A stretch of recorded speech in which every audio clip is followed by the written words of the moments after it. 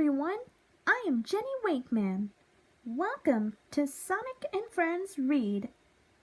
Today I will be reading you all Jenny Gets Trashed. My Life as a Teenage Robot Lost Episode Creepypasta from none other than My Life as a Teenage Robot Fanon Wiki. Now this is initially read by the Shadow Reader, and this was requested by Lissett Gonzalez. Thank you for the request, Lissett Gonzalez. Now, since this is the final episode for Season 4 of Sonic and Friends Read, this is actually my first time here. So, this is actually an honor to being in this series. I wonder if SpongeBob might be interested in being in this series too. Maybe so. Well, without further ado, everyone, let's get reading. I wouldn't call myself much of a fan of the old Nickelodeon. I think that the era was just okay at best. I understand that the quality has gone downhill nowadays, but I don't like something just because it's from the golden age, or just because it's from the 90s. Nickelodeon was a channel with good shows regardless of what decade it was in. Speaking of Nickelodeon shows, I have to recall a story of what happened to me. I enjoy finding lost media, so I was usually impressed with my findings. My friend back in Orlando helped me salvage most of what we got. The files we found were usually just recordings with higher quality, or something completely new. Most of what we found had the quality of a VHS tape. You see, I have a knack for discovering things that no one has ever seen before. It was pretty enjoyable for the both of us. However, one bit left us petrified more than proud. One day I received an email from my friend saying that he found something. This is what the email said. "Hey buddy, you need to hear this. When I was rummaging around the internet, I found this link to some obscure website. This was a file that I got from it. Now listen, this is unlike anything we have ever gotten. Watch this at your own risk."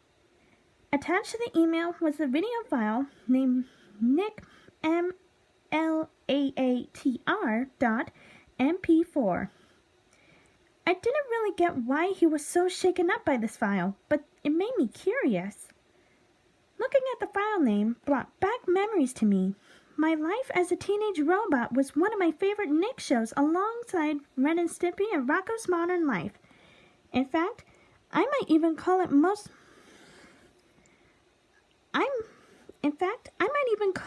my most favorite out of the bunch. My memories made me more curious for what the video had for me. So I clicked on the file. It began with a countdown from 5 seconds in a dark turquoise color.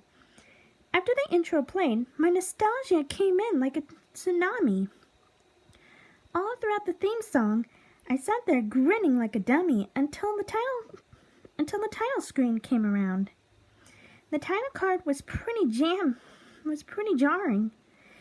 The background was a dark red color that took up most of the lower part of the screen, with black on the top. The music was in deep ambient notes that sounded like as if a higher being was watching me. The title read in black text, "Jenny Gets Trashed." When all this came on screen, I sure as heck wasn't smiling anymore. I knew something was up. The episode started Jenny sleeping on her bed as the light of the rising sun shone more and more on her. I stayed on the shot for a good 8 seconds until a sudden alarm blared in the room and red lights flashing, waking Jenny up. "Right after a good night's sleep?" she asked. Jenny flew outside the window, and just as I expected, there was trouble. There was a horde of cluster droids threatening a group of people about to exterminate them. As the usual action of the series began to unfold, I was yet again amused. It was fun seeing Jenny whoop all the droids. When the horde was weakened, Jenny mashed them all up in one ball and swatted them away. like what she did in the intro. Then the bad things started happening. Instead of landing on the ground or sent to the middle of nowhere, the ball of droids crashed into a building, exploding from the impact. The music abruptly stopped as the sound of rumbling debris kept going. It cut to Jenny as she stared in disbelief, her hands covering her mouth. After 10 or 12 seconds, people started crowding up on her, rebelling. I couldn't make out what they were trying to say, but all I know is that they sounded harsher than what I expected. Guys, stop! It was just an accident! It was just an accident! Jenny said as she was surrounded, shortly crying and sobbing afterwards. I noticed that the voice acting was a bit unnerving. Instead of the actors having fun with playing a scene from the script, it sounded a bit legit. It sounded as if the actors weren't acting anymore. It sounded as if they had just lost a loved one. This went on for 16 seconds until the screen faded to black, while the white text saying 1 week later showed up on the screen, showing that a week had passed since the tragic accident. I paused it to think of what was happening. I had no idea what I was watching. This seemed like a normal episode, but why did it get this dark after just 1 minute? The title, the accident, the voice acting, this seemed a bit too dark for the show. I was worried about how dark this episode was going to get after one chronological week. I clicked play and the screen faded out into a shot of a junkyard. I noticed another thing that seemed uncanny. The art style seemed a bit more detailed than usual. The animators seemed to be putting all of the effort into this episode. It cut to a close-up of a scrap pile, which Jenny was laying on, blacked out. She looked dirty and was a bit damaged, like the rest of the garbage on the pile. She woke up after 5 seconds, groaning as she tried to regain consciousness. The animation looked a lot better as well. It seemed like this was made in Flash or Toon Boom. She tried to get out of the junkyard by using her rocket flight, but nothing happened. She then tried to access one of her weapons, but nothing happened as well. Her weapons and abilities were disabled, and then proceeding to wander the junkyard. The place was even bigger than most junkyards I've seen. It reminded me of the dead wasteland on Earth from WALL-E. Jenny looked around, trying to call for somebody. She at one point even said to herself that she was sorry about the accident that she had caused. The time shifted to night, and Jenny was sobbing again.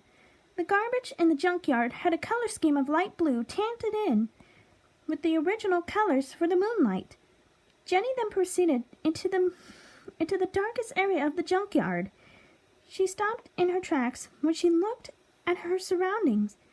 It cut to a close-up of a robot's dismantled face. I paused in terror of what I saw. Unlike the regular cartoony style of the robots in the show, this was different.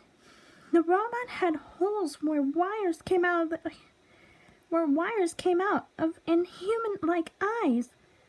The teeth looked crooked as well, not to mention it was missing some. The fact that the art style was more detailed made matters even worse. I clicked the play button again, and 4 more close-ups of broken, mangled robot faces came on screen. A deep, rumbling ambient sound accompanied the visuals. It cut to a close-up of Jenny's eyes, her pupils shaking in fear. After 3 seconds, the ambient music stopped abruptly with a thud as Jenny ran out of the area, screaming. Again, the voice acting sounded legit. It was more of an actual screaming. And this is where I will stop for part 1. Stay tuned for part 2 of Jenny Wakeman Reads Jenny Gets Trashed.